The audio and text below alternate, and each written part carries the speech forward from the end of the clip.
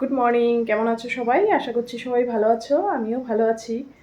তো কালকে তো ওই সারাদিন ওইভাবে টেনশনে টেনশনে কাটলো। তারপরে রাত আর কি 12টা, যখন 12টা না 11টা 20 বাজে তখন ছেলে বাড়িতে ঢুকলো। তারপরে একটু মনে হয় মানে ভেতরে একটা শান্তি পেলাম। তারপরে এই আর কি নিশ্চিন্তে সারা রাত ঘুমিয়েছি। এখন শরীরটা অনেকটাই ভালো, মাথাতে কোনো চিন্তা ভাবনাও নেই তেমন। তো সকালবেলা উঠে পড়েছি, উঠে তো প্রতিদিনের মতো বৃষ্টিতে কি আর কাজ করব, কতক্ষণ ঘরেই আর কি টুকটাক যেগুলো ছিল গোছগাছ করা সেগুলো করলাম। করে তারপরে বৃষ্টিতে ভিজে ভিজেই অনেকটা জামা কাপড় কাচলাম।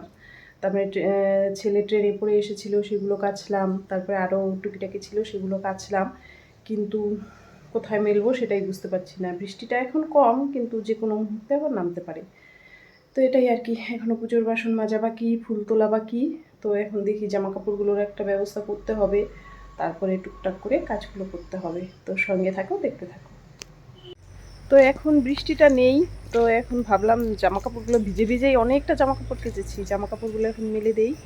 জানি না যে কোনো মুহূর্তে নামতে পারে, তো যতক্ষণ থাকে থাকুক। তারপরে আবার ঘরেও ব্যবস্থা করেছি আজকে। আমাদের ঘরে একটা মানে বাড়ির সামনে একটা মানে ছাদ দেওয়া হয়েছে, ঘর করা হয়নি। তো ওই ছাদের নিচে তো আমার বরকে দিয়ে দড়ি টানিয়ে নিলাম। কিন্তু দেখি আকাশটা যখন পরিষ্কার হয়ে গেল এখানেই দিয়ে দিই। তো ওই যে বললাম সকালবেলা অনেকটা জামা কাপড় কেচেছি, মানে চা ঠা খেয়ে ঘরের যেটুকু কাজ ছিল সেগুলো করে তারপরে অনেকটা জামা কাপড় কেচে তারপরে একবারে জামা কাপড় চেঞ্জ করে তারপরে আসলাম। তো এবার হচ্ছে দেখলাম আকাশটা একটু পরিষ্কার হয়েছে, ওই জন্য ভাবলাম যে না উঠোনেই দেই, একটু হাওয়া বাতাসে শুকিয়ে যাবে। ওই তো বললাম বাইরে একটা ব্যবস্থা করেছি, কিন্তু ওখানে তো ওই ছাদের নিচে হাওয়া বাতাস সেইভাবে পাবে না। তো উঠোনেই দিলাম, দেখি যদি বৃষ্টি আসে তাহলে তুলে নেব। তো এখানেই মেলে দিচ্ছি। তো ওই যে সমস্ত জামা কাপড়গুলো মেলে দিলাম, মেলে ঠেলে দিয়ে জানি না শুকাবে কিনা, তবু আর কি মেলে ঠেলে রাখলাম। এখন হচ্ছে ফুলগুলো তুলবো। আর আজকে তো আমার একাদশী, খাওয়া দাওয়ার কোনো ঝামেলা নেই আজকে আমার। তো ওদের জন্য কিছু রান্না বান্না করতে হবে। তো বেশ বেশ কিছুদিন থেকে আর কি, যতদিন থেকে বৃষ্টিটা শুরু হয়েছে ততদিন থেকে আর মানে গাছে আগের মতো ফুল দেখতে পাচ্ছি না, কেন কে জানে। হয়তো এত বৃষ্টি ওই জন্য আর কি ফুল এখন কম ফুটছে। তবু আর কি পুজো দেওয়াটা হয়ে যাচ্ছে। আর এই সকালবেলা উঠে জামাকাপড় ছেড়ে, বাসি জামাকাপড় ছেড়ে তারপরে ফুল তুলতে আসলে আবার ভিজে একদম চ্যাপচ্যাপে অবস্থা হয়ে যাচ্ছে। কারণ এই ফুল গাছে জল থাকে, বৃষ্টির জলটা, সেই জলটাই আবার গায়ে আসে। আর এমনিতেই তো ড্যাম ওয়েদার, তার মধ্যে কেমন একটা লাগে, ভিজে ভিজে একটা ভাব। তবু আর কি পুজোটা দেওয়া হয়ে যায়, যা ফুল ফোটে। তো ফুলগুলো তুলে নিলাম, নিয়ে এখন দেখি ঘরে যাব। ঘরে গিয়ে তারপরে চলে আসলাম হচ্ছে ছাদে। ভাবলাম ছাদে দেখি, ছাদে যদি আর কয়েকটা ফুল পাওয়া যায়। তারপরে এসে দেখলাম ছাদটা প্রচুর নোংরা হয়ে আছে, অনেক দিন থেকে আর কি ছাদে আসা হয় না। তো এই কার্টুনগুলো আমি তুলেছিলাম, এর মধ্যে মাটিও দিয়েছি। তো গাছ গাড়বো, কিন্তু আর গাছ গাড়াই হচ্ছে না। তো এই মাটিগুলোই ধুয়ে ধুয়ে সারা ছাদ একদম পিছলে হয়ে গেছে।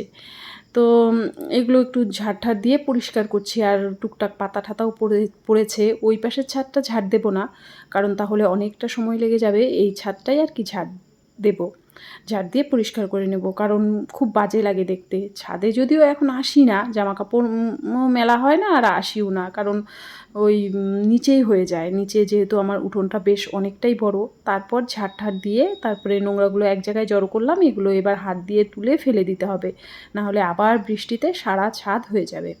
তো তারপর এসে আর কি একটা কাঁঠাল ছিল ঘরে। তো ওর বাবা বলছিল যে সকালবেলা কি খাবে। তো আমি বললাম রান্নাবান্না তো এখনও কিছু করিনি, সকালে খাবার দাবারও করিনি।